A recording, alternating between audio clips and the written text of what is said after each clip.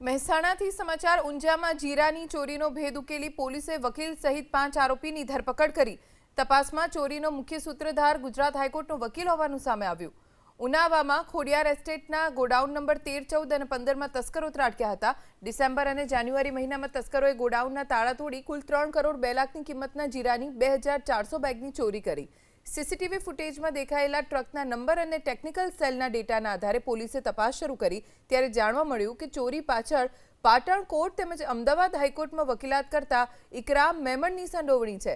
તેણે જીરાના સોદા કરવાના બહાને ગોડાઉનની રેકી કરી।